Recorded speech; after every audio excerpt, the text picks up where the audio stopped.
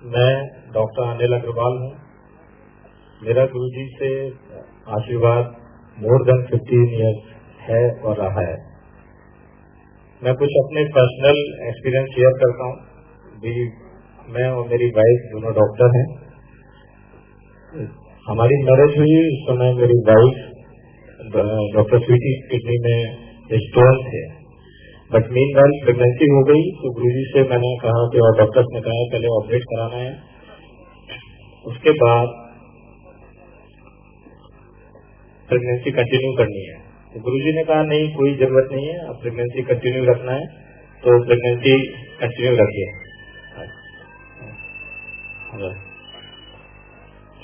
ये उससे पहले मैं एक अच्छी बात बताना चाहता हूँ कि जो भी यहाँ आके गुरुजी के बारे में चर्चा कर रहा है तो ऐसा नहीं है कि गुरुजी को कोई संगत या अपने व्याख्यान या अपनी बातों को बताने की जरूरत है। ये लोगों को कई बार कंफ्यूजन होता है, वो हम शेयर कर रहे हैं कि गुरुजी को किसी के अपने बारे में बताने की जरूरत नहीं है। ये सब आदमी को हो और आदमी को पता रहे कि हर तरह के लोगों को, हर तरह के व्यक्तियों को, गरीब अमीर जो भी है, सब पर गुरुजी का बराबर का अधिकार है और गुरुजी की सबको बराबर ब्लेसिंग्स है। इसलिए ये जो आप सत्संग सब लोगों को सुन रहे हैं उनका मेन मकसद इतना ही है, कोई गुरुजी की बड़ाई करना है या उनका व्याख्यान करना नहीं है। आपके लिए एक होप और आपके लिए एक जगह पैदा करना है कि आप भी इस तरह अपना सुख, चैन और लाभ ले सकते हैं। तो मैं बता रहा था आपको कि मेरी वाइफ की किडनी में स्टोन था और वो फर्स्ट ट्राइमेस्टर में उसे मलेरिया फीवर हो गया। उसमें जो ड्रग्स हैं दे आर कंट्राइंडिकेटेड। स्टिल क्योंकि प्रेगनेंसी थी, आई वाज इन कानपुर, मेरी गुरुजी से बात हुई, गुरुजी की बहुत विशेष कृपा थी। आप अभी भी इस संगत में गुरुजी के फ्रेग्रेंस और उस चीज को महसूस करिए। गुरुजी यही है, हम सबके साथ हैं, हम सबके हृदय में है, ऐसा महसूस करिए आप। तो जब वो ड्रग्स हमने गुरुजी से बात की तो गुरुजी ने कहा ठीक है, जो डॉक्टरी करना है करो, बाकी मैं देखूंगा। तो मैंने इसको क्लोरोक्विन वगैरह दी क्योंकि वो ड्रग्स इतनी जरूरी थी कि अदरवाइज वो फीवर डाउन नहीं आ रहा था। उसका रेटिंग हमारी मेडिकल बुक्स में कंट्राइंडिकेशन है कि अगर क्लोरोक्विन वगैरह ड्रग्स देते हैं तो जो चाइल्ड है उस पर उसका नेगेटिव इफेक्ट है। बट बाय द ब्लेसिंग्स और गुरुजी की कृपा से बच्चे को कोई भी दिक्कत नहीं हुई और हमारी प्रेगनेंसी चलती रही। और जो second trimester that is 6-7 months में जो वाइफ के किडनी में स्टोन था, उस स्टोन की वजह से उसकी बॉडी स्वेलिंग आ गई और स्वेलिंग आने से उसको जो फीवर और पेन शुरू हो गया। हमें इमरजेंसी में रश करना पड़ा डॉक्टर दबन के पास, दीपक मोहन के पास। जब मैं पहुंचा तो उन्होंने कहा कि मैंने पहले कहा था कि प्रेगनेंसी बाद में कंटिन्यू करना, पहले स्टोन रिमूव कराना। तो मैंने कहा ठीक है, मैं घर में सामान लेके आता हूँ एडमिट करने के लिए। और बोले तुम अपनी वाइफ के साथ एक्सपेरिमेंट मत करो and let her get rid of this stone and we will operate her. तो मैंने कहा ठीक है, मैं घर से सामान लाता हूँ। बट मैं घर जाने की बजाय मैं गुरुजी के आश्रम पहुंचा। गुरुजी वहाँ बैठे हुए थे तो मैं गुरुजी से बताया कि ऐसे ऐसे दिक्कत है और मेरी वाइफ को ऑपरेट करने वाले हैं। तो गुरुजी ने बोला कि पहले लंगर कर लो। मैं कहा जी मेरे को तो आधे घंटे में एडमिट करना है वाइफ को। तो गुरुजी बोले ठीक है, कोई बात नहीं, तुम आराम से लंगर करो। मेरी वाइफ को भी पेन हो रहा था, स्वेलिंग थी और फीवर था, यूरिन पास नहीं हो रही थी, प्रेगनेंसी थी।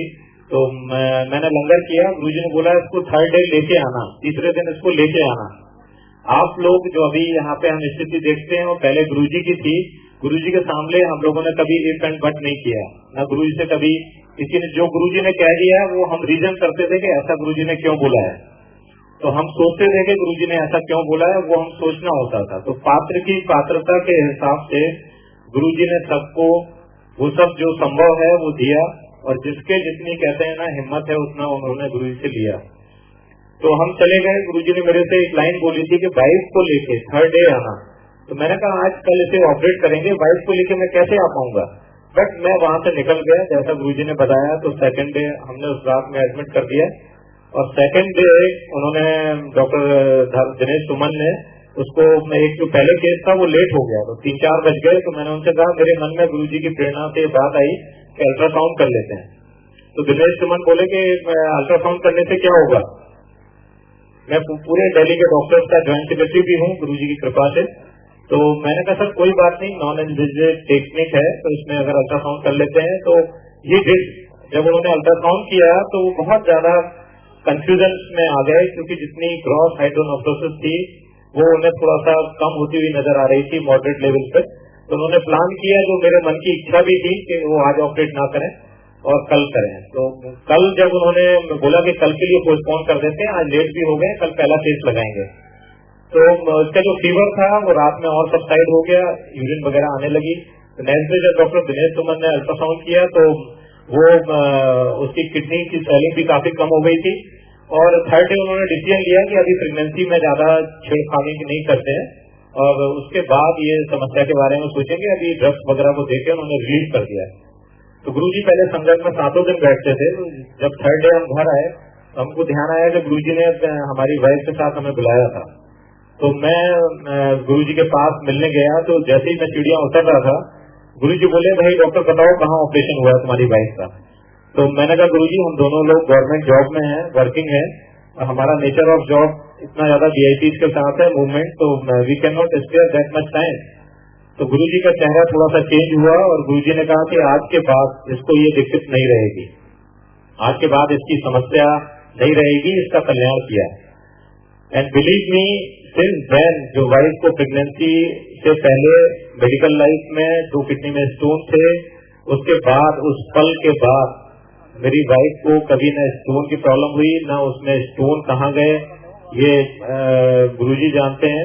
और उसके बाद प्रेगनेंसी बहुत ही हेल एंड हार्टी चलती रही। अब डिलीवरी का टाइम आया तो डिलीवरी के टाइम में wife as I have told कि शी इज गायनेकोलॉजिस्ट, उसने काफी सारे ऑपरेशन और डिलीवरी कराई हुई है, तो उसको ऑपरेशन से थोड़ा सा वो था कि भय था, डर था कि डिलीवरी मेरी ऑपरेशन से ना हो। तो गुरुजी के यहाँ एक बहुत अच्छा सिस्टम था, गुरुजी खुद बात करते थे लोगों से। गुरुजी कभी किसी को मीडिएटर या माध्यम बना के गुरुजी ने कभी नहीं कहा, सबको खुद होप दी है। तो सबसे बड़े इस सिस्टम की सराहनीय बात है कि गुरुजी ने खुद जिसके कष्ट है, दुख है, उसकी खुद सुनी है, खुद उसे अपने हाथ से प्रसाद बांटा है और अपने आप उसकी बात सुनी है और उसको ब्लेस उसी के लेवल पे किया है, जो कि बहुत मैं बहुत स्पिरिचुअल हूँ, मैं बहुत जगह गया हूँ, मैंने ऐसा सिस्टम और कहीं नहीं देखा। गुरुजी ने कितनी भी संकट आ जाए हजारों में, अपने हाथ से प्रसाद दिया है, अपनी ध्यान में सबको रखा है, सबको ब्लेस किया है। तो गुरुजी ने जैसे ही मैंने कहा गुरुजी ये ऑपरेशन तो नहीं हुआ लेकिन ये दिक्कत हुई है, तो वाइफ का वो चाह रही थी कि डिलीवरी नॉर्मल हो जाए। तो वाइफ जैसे मेरे से पीछे बात कर रही थी तो गुरुजी ने बुला लिया मेरे को। गुरुजी बोले कि भाई क्या डॉक्टर समझा रहे हो इसको। डॉक्टर मैंने कहा नहीं जी गुरुजी कुछ स्वीटी की प्रॉब्लम है। तो बोले ठीक है, इसको बुलाया। तो मेरी वाइफ ने बोला कि मैं चाहती हूँ कि मेरी नॉर्मल डिलीवरी हो और मेरे सिजेरियन ना हो, मेरी फर्स्ट डिलीवरी है। तो गुरुजी बोले नहीं, तुम्हारा तो सिजेरियन होगा, तुम डॉक्टर दूसरे लोगों को पेट काट के पैसे कमाते हो, तुम खुद फील करो कि कैसे लगता है दूसरे को वो करने का। तो मेरी वाइफ बोली गुरुजी हम तो आपके फॉलोअर हैं, हम तो बहुत ही ईमानदारी से काम कर रहे हैं। तो गुरुजी बोले नहीं जा। तो जाने लगी वाइफ, तो गुरुजी ने पीछे से आवाज दी। गुरुजी बोले भाई तुम्हारे मेल चाइल्ड मुंडा होगा और नॉर्मल डिलीवरी होगा। ब्लेस किया तुमने। 30 जून 2000 डिलीवरी का टाइम आ गया। बहुत सारी प्रॉब्लम्स के बाद वाइफ का सिजेरियन के लिए डॉक्टर कंसेंट मांगने लगे। बस गुरुजी की मैं पर्स में फोटो रखता हूँ, तो मैंने गुरुजी को याद किया। मैंने कहा गुरुजी आपने कहा था नॉर्मल डिलीवरी होगी, बट ये तो सिजेरियन करने वाले हैं। तो मेरे मन से एक वाइब्रेशन आया है कि भाई मैंने कंसेंट नहीं देनी है, इन्हें जो करना है वो करें। तो डॉक्टर्स उसको जबरदस्ती ओटी में ले गए। मेरे साथ के बहुत सारे सीनियर और जूनियर कलीग थे। तो वो जैसे ही ऑपरेशन करने वाले थे, एक सिस्टर अंदर से बाहर आई। उसने बोला डॉक्टर साहब आपको अंदर बुला रहे हैं। इससे पहले बच्चे की पल्स वगैरह बढ़ चुकी थी, तो हमने कहा देखें क्या अंतर्वर्ष हुआ। तो it was shocking to doctor and me कि जब मैं ओटी टेबल पे पहुंचा तो नॉर्मल मेल चाइल्ड डॉक्टर के हाथ में था। जो डॉक्टर हमारी वाइफ की सर्जरी करने वाला था, वो उसके ग्लव्स और नाइफ उसके हाथ में था। And they were all stun कि ये हुआ क्या। But I and Sweety we are in position to understand what miracle is going on with us and from where we are getting the blessing. तो इस तरह की चीजें हैं कि जहाँ पे अगर आप जितनी नम्रता और जितना लेमैन और जितना लेबर बन के आएंगे और जितना इफ एंड बट छोड़ के आएंगे, उतना ही आपको सरेंडर करना पड़ेगा। इस देश में एक सबसे बड़ा दुर्भाग्य है कि जो अच्छा है वो आपका है, जो बुरा है वो पड़ोसी का है या दूसरे का है। तो आप भी अपने बर्तन को, अपने शरीर को, अपनी आत्मा को इस काबिल बनाइए कि अगर आप यहाँ गुरु जी के आए हैं तो अपने विश्वास को, अपनी होप को और अपने सरेंडर पावर को उन तक छोड़ दीजिए। इसके लिए गुरु जी बड़ी अच्छी एग्जाम्पल देते थे कि पतंग है, पतंग जब ढील देते हैं तभी ऊपर जाती है। पतंग को अगर आप खींच के पकड़े रहो तो पतंग वहीं खड़ी रहेगी।